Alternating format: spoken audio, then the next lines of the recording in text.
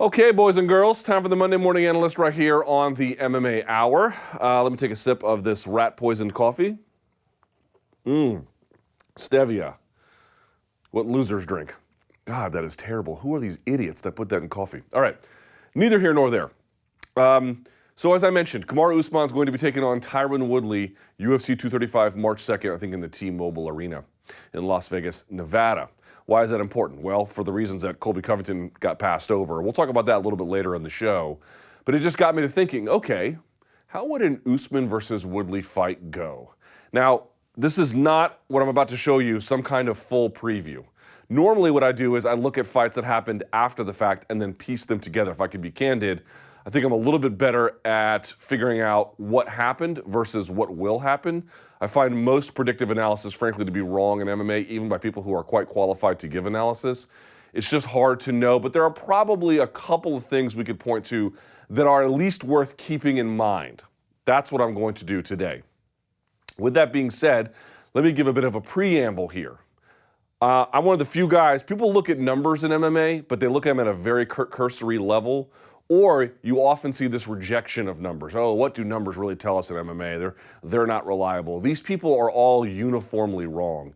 It is true that you have to have some modesty about what numbers can show you.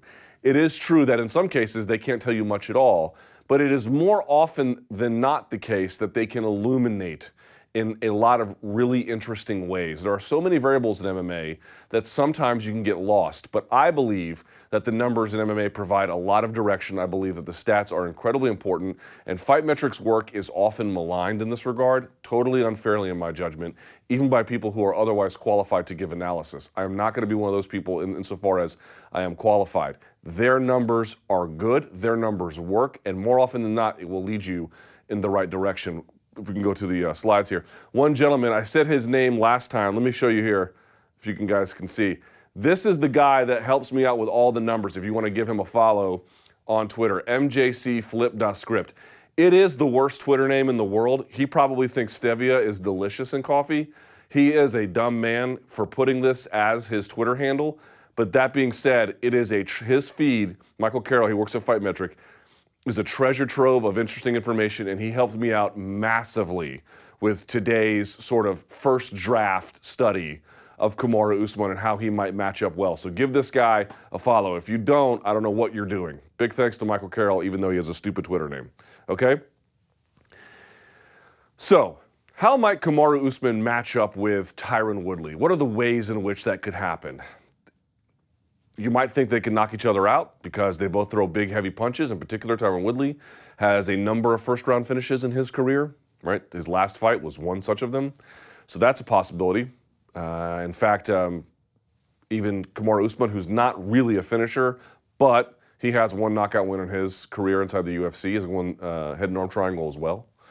That's one way it could go. But more often than, or more likely, I would say, rather, is that that's probably not what's going to happen. Let me set something up. Let me tell you about what the numbers say about Kamaru Usman, and then let's plug that into what some of the known weaknesses of Tyron Woodley might be.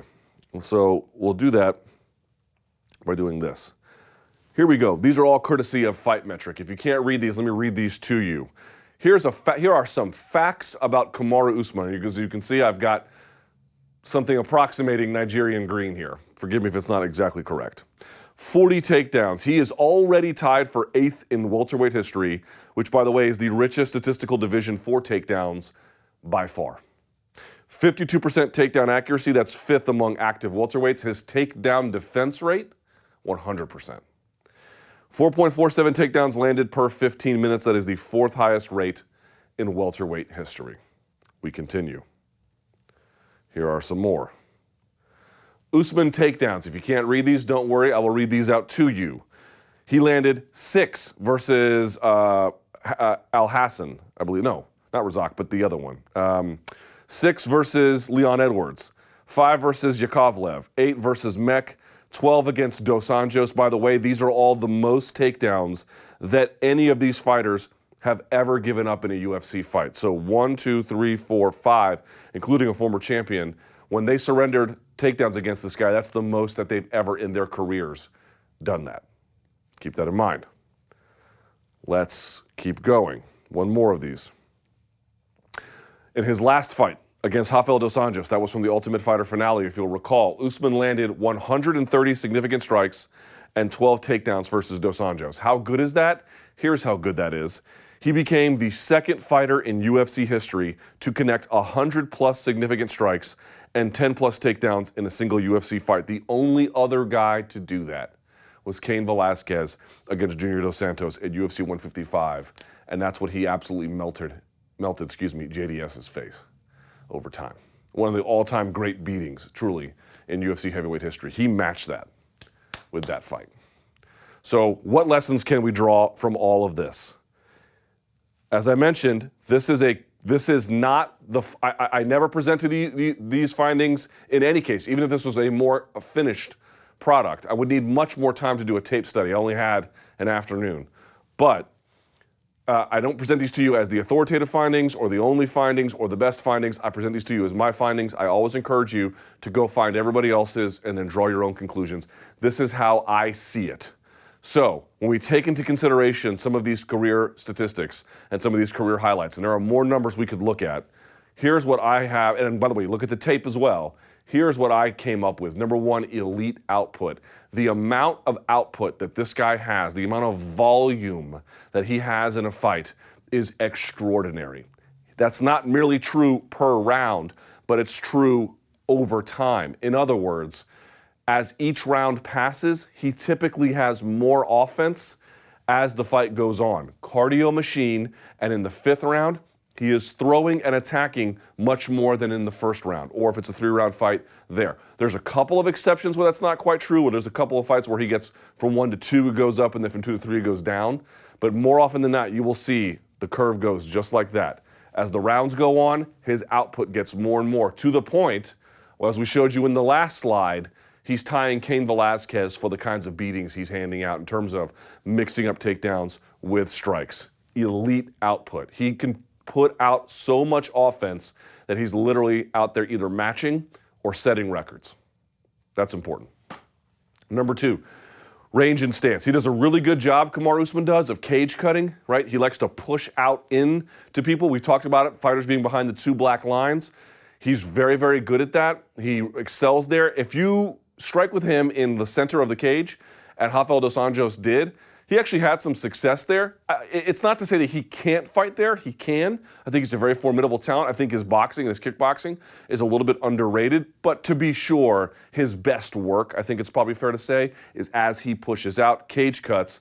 And what I mean by range and stance here, accommodating wrestling, he fights, rule of thumb, I shouldn't attempt a double leg unless I can reach out and touch you, right? If you're right here, I can attempt a double leg. But if I step back and now I can't reach you and you're a foot away, that's going to, it's not saying I can't take you down, but it's going to create some problems. As a general rule of thumb, you should be able to reach out and touch somebody. Well, think about reaching out and touch somebody this way. In other words, what he'll do is he will change his stance in ways to accommodate his wrestling. So he's a switch stance fighter, which one, creates confusion, but two, whatever leg you stand forward with, he'll give you the mirror opposite, and then he'll threaten a lot of single legs and then use that as an entry point to maybe a double or a waist lock or something, maybe go back to the single. But he doesn't always do that, but he tends to favor whatever lead leg you show, he'll have the same lead leg on the opposite side, and he'll do that as he accommodates his wrestling, which obviously is a big part of his game. And then the range as well, going back to the range, being able to touch you for a double leg. He'll touch you with his hand. So he's always playing in this range where you don't know what takedown's going to come, or if a takedown's going to come, or if a big punch. And by the way, if I'm punching you in the same range where I can take you down, these are going to be strong, whipping punches, right? These are going to be the kinds of big power punches. So he plays with that as well. That's what I mean by range and stance accommodating his wrestling. He can strike. He can strike in the middle of the cage, but he prefers to strike in a way that enables his wrestling to take over, or at least his tie-ups to take over. He'll do that with his range. He'll do that with his stance switching. It's all in the service of at least mixing it up, and probably more especially his wrestling. 3, he's a round winner. He does have some finishes. It would be very, very foolish to look at his record and say, this is a guy who can't finish. He had a nice, I think, knockout over Sergio Moraes. And I think he had a head and arm triangle in his UFC debut or somewhere right around that. He has got the ability to put people away. But there are certain people whose games are built to win rounds.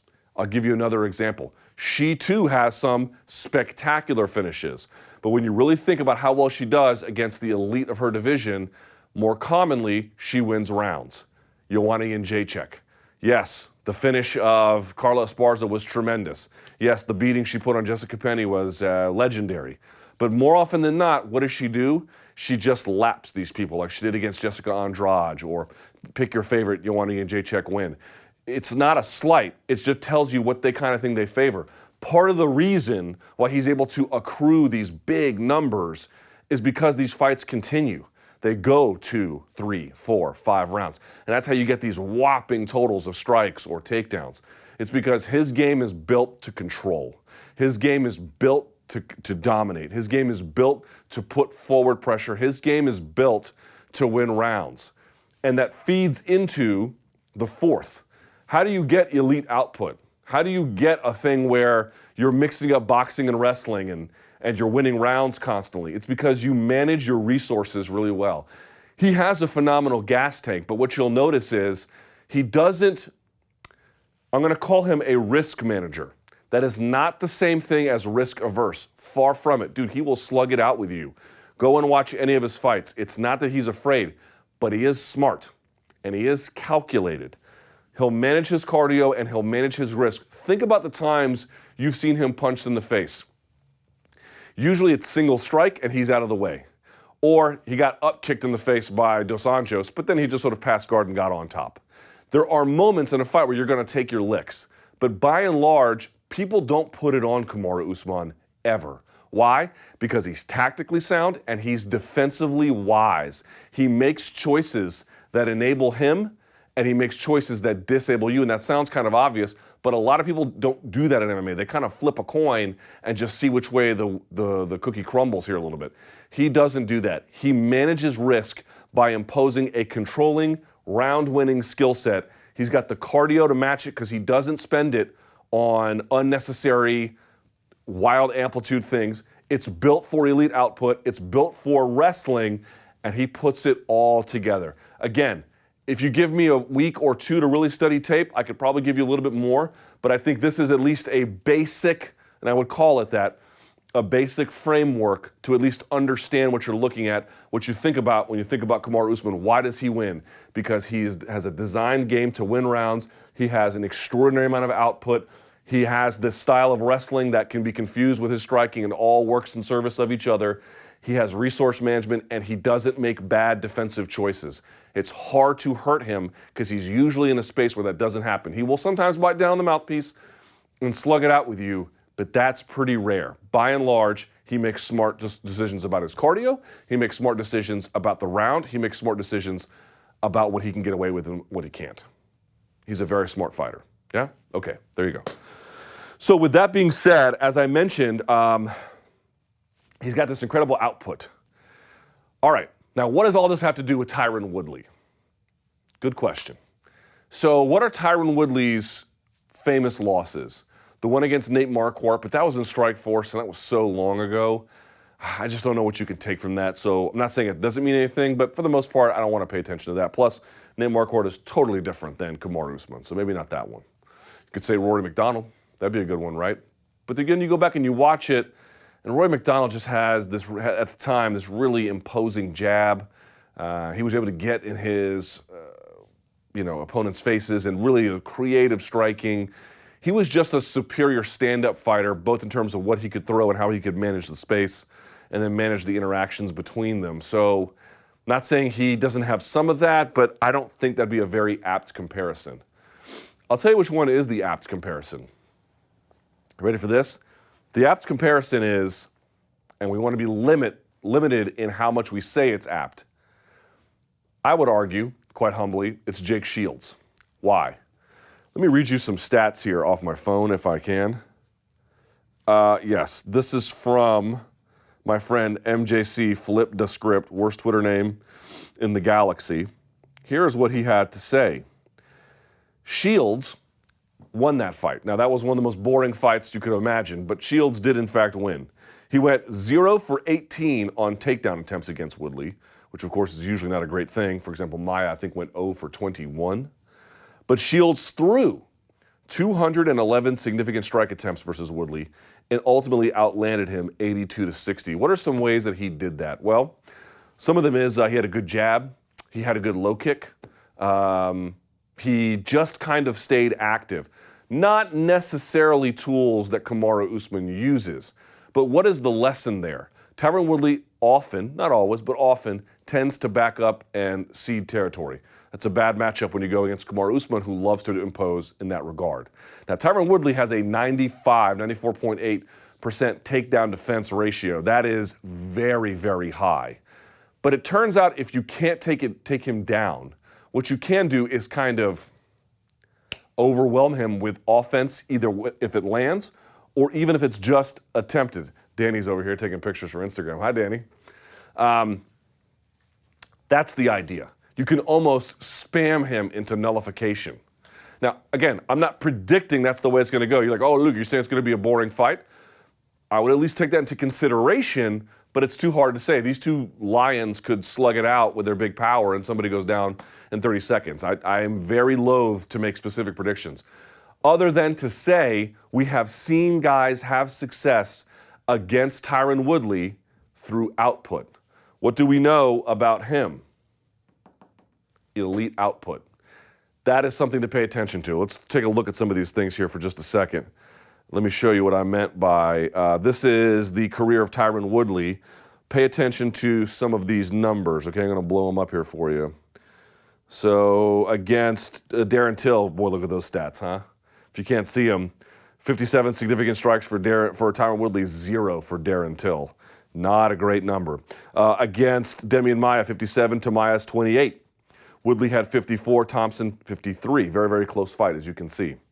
Woodley against Thompson, 61-43. 8-3 against Lawler.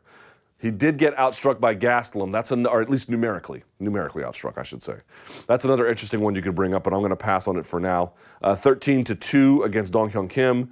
You can see, look at here. Look at here, son. Look at here. All right? 26-49. McDonald numerically outstriking him. Again, you saw it with John Jones too. If you can just stay active against some of these elite competitors, man, they thrive on activity. They're judicious with their shots, but they're frequent as well. It's just something you see over and over and over and over again. Let's see. Let's go. Oh, for fuck's sake. Let's go. Crying out loud. Everyone clowns me on this stuff because of my how old I am. 14-13 against Condit, but then he injured him. 22-5 against Koscheck. And then this is the big one here, as I mentioned before. If you look right here, right there, 60-82. 60-82 he had. He was outstruck. Just got in his face and was active. Takedown attempt, active. Turns out you can beat a guy like that if you do it that way. And of course, he beat Jay Hiron pretty quickly. All right, now, as I mentioned also, what do we know about Kamaru Usman's stats? Let's take a look at those real quickly. And these are just, again, a cursory glance. I encourage you to go to fightmetric.com and really dig through the numbers. Look at this output. First of all, look at Woodley's output, right? I'm just going to read you these numbers. This is his significant strike total: 57, 57, 54, 61, 8, 27, 13, 26, 14, 22, right? So somewhere in the teens to the high 50s or so. Look at Kamaru Usman. 130 in a 5-round fight. 66, 50, 16, and that was low, but there was he knocked him out inside of a round in that one. 90, 71, 41, 48, 15. Yeah, it was Haider Hassan that he submitted in the first round. So what am I noticing here by this? If I blow up some of these numbers here, I'm noticing that he has already, you can see, higher output totals. Some are the same, but 90, 66, 130, 71. These are above what you typically see from Tyron Woodley. He is much more active. He is cutting you off. He is in your face. He is playing with stances. He is playing with range in a way that accommodates his wrestling, his big, heavy power, his ability to close the distance, to press you up against the cage, and then he's got a whole world of things that he could do. Now, there's one issue about the takedown. As I mentioned, Tyron Woodley has a 94.8% takedown defense rate, right? Like an absurdly good takedown defense rate. So one way to beat him would be to take him down. Now, how likely is that? Your guess is as good as mine. I don't know the answer to that. Let's say he can do it, great. But let's say it's a shield situation where you can't, but you can at least close the distance on him, and you can bang on him, and you can punch him out. That'd be something you could try, right? And again, Tyron Woodley might go in here and, like I'm just giving you one side of the story here, to be clear. Like, there's a whole other side of the story about Tyron Woodley. But that's one thing you could do. You could just get up on top of him. There was one, or get on him. There was one fight where Usman was able to get takedowns that had a lot of difficulty, and it was the Sean Strickland fight. Now, when I say a lot of difficulty, I'm saying relatively speaking. Remember, he's putting up totals on all these other guys that is the worst performances they've ever had in terms of takedown defense. I'm not talking about that. I'm talking about relatively speaking. And it's the Sean Strickland fight, which, by the way, where is that? That was back in 2017, so not too long ago. But he was able to still get, let's see, 2 takedowns in that contest. So let's take a look at some of this, all right? What did you notice right away? He's got a lead foot on the left. He can, I think he prefers orthodox. I could be wrong about that. But he can fight southpaw, no problem. What do you see him doing? Right away. Right away, what is the lesson here? Whoop. Where's Sean Strickland? Number 1. Number 2, look at his lead foot. Yes, he might be trying to get outside lead foot position, but more especially, what he wants to do is at least either fake to the near side leg or actually go after it. You'll see him fake a lot in this fight on that near side, and then a couple times go after it. A couple times, actually, he doesn't. But it's a big part of the process. He likes to be, why? Because I'm literally closer to you if I do it that way. It also might like shooting that direction, but it just shortens the distance that you have to travel if you're already in that shooting position. And they have that other leg forward. So just keep that in mind. So what do we see here, right? Let's see, it looks like he draws out a punch, gets under it, and you see him go right for the takedown. This is what I mean. He steps on his foot too, by the way. That's kind of funny, right? So look, right away, going after it. Now I'm going to try and muscle through these here real quickly. He kind of gets behind him, look at the strength of this, right? You see him, the foot, if you're Sean Strickland, you want that foot on the outside of the hip, presumably, because you could either run the pipe this way or he can just He-Man you and then do this. And then he drops the arm. Watch the right arm here. Watch the right arm here of Kamaru Usman. It's going to come around the back and now secure the waist. And he does a ton of work from this position. So even if you can't get Tyron Woodley down, he loves this. He gets his hands together. He knees the body. He puts weight on your hands. Why is it important that he can put out a lot of output? Well, 1, for all the reasons we already stated. Number 2, I do think that the notion that Tyron Woodley doesn't have cardio is totally overplayed. But if I had to ask who's got better cardio, the evidence suggests that he has much better cardio, at least late.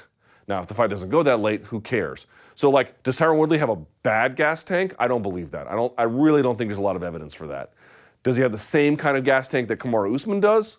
That seems to be a little bit less supported by the evidence. So, they go on, and you're going to see this a lot. He's going to lean in this kind of position behind that rear shoulder to get him to put his hands down the mat because it's tiring, it's hard. Meanwhile, he'll throw all kinds of offense. You see him, watch here, look here. Oop, hang on now. He comes around this side, boom, throws a shot. He loves this. And this sort of controlling of the waist and the hips, and your lower back is getting taxed at the same time. He's really good at this, right? Look at the time on the clock, 4:16, okay? All right, just keep that in mind. He's doing, just controlling him here, off balancing him, right? All kinds of stuff. I mean, we can go through all these different tricks that he's doing. I just want you to pay attention to the control, right? And here he is. I mean, he could scoop out his leg here and take him down. There's a lot. This is what I mean, by the way, when I talk about risk management, not risk aversion, risk management. Do I want to, there's a great BJJ Scout video talking about Ben Askren when he first gets into MMA.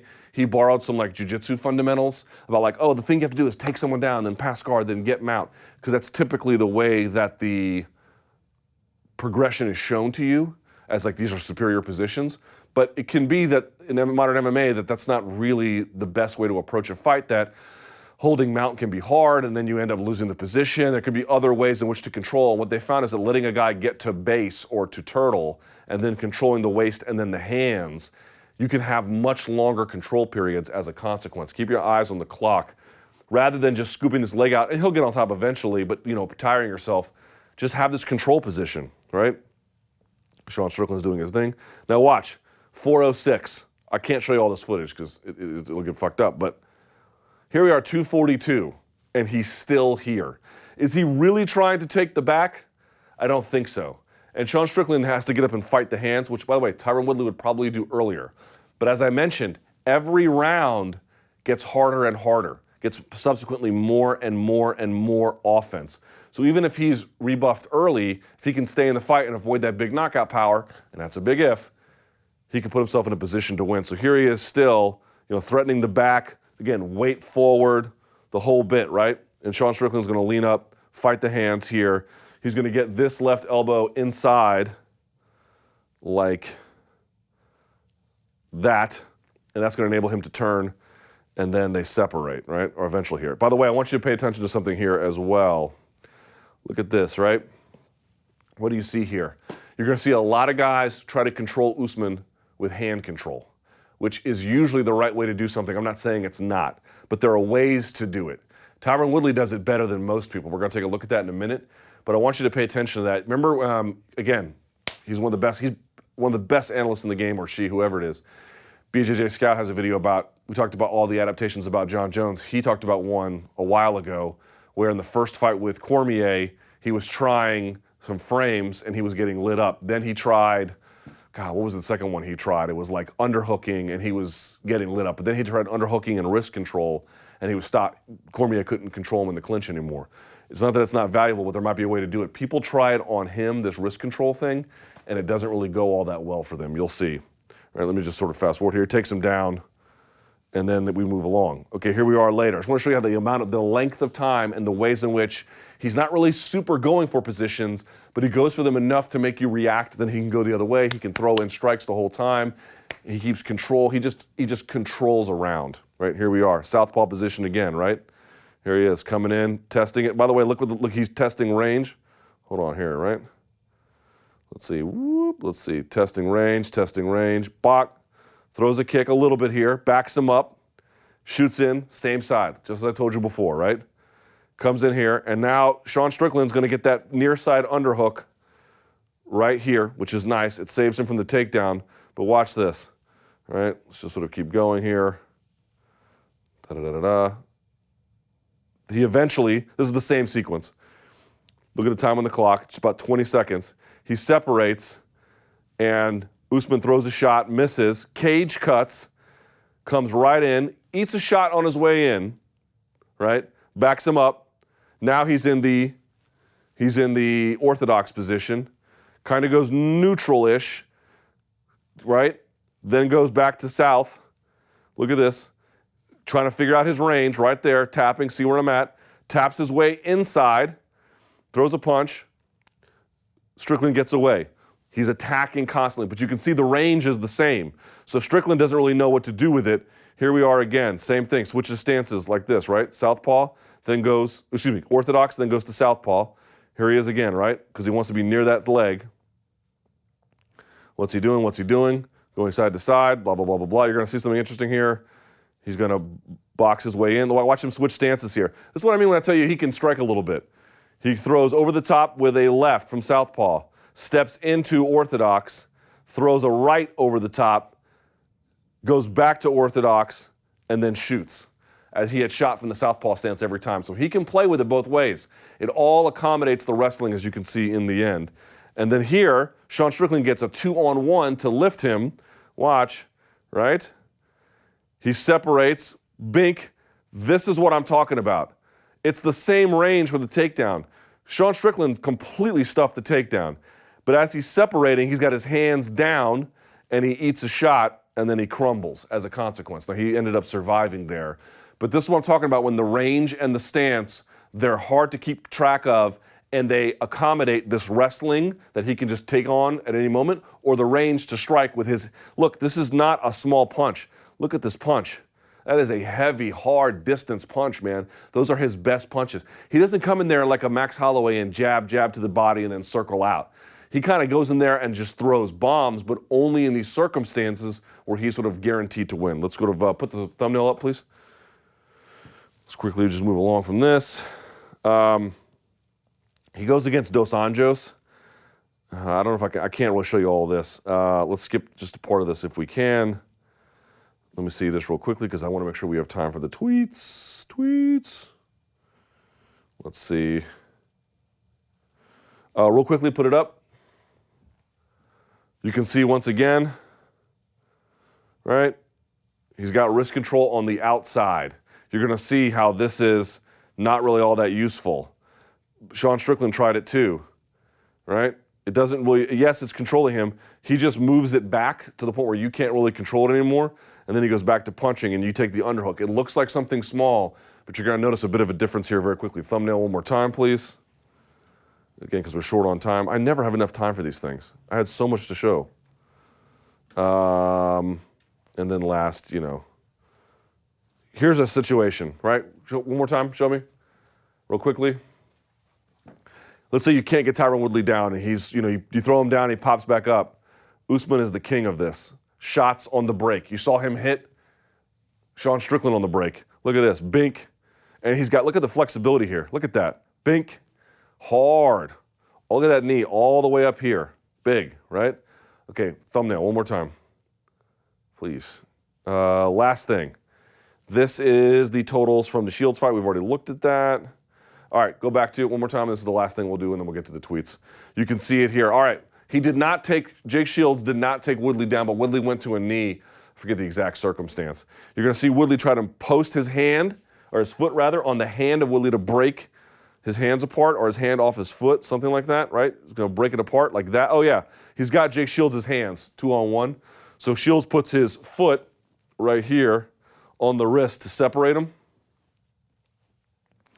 Right? And then he pops up. I want you to see something here. Remember that wrist control I showed you before? Sean Strickland kept it on the same side. That's not necessarily wrong.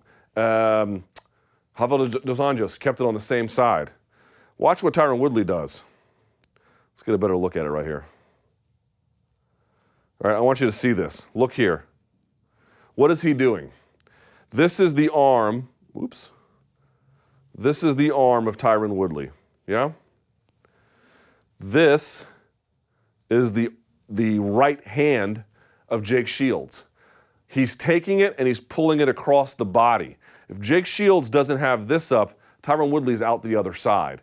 One of the interesting things that Tyron Woodley does is he doesn't mind going to the wrist, but what he does is he pulls it across the person's body, which affects their mobility in a number of different directions and how they have to choose to use their free hand to then spend time controlling, because this one is not in a position to then break free and then come over the top. It's across, and now I have to use this almost strictly in a defensive setting. Why am I bringing this up?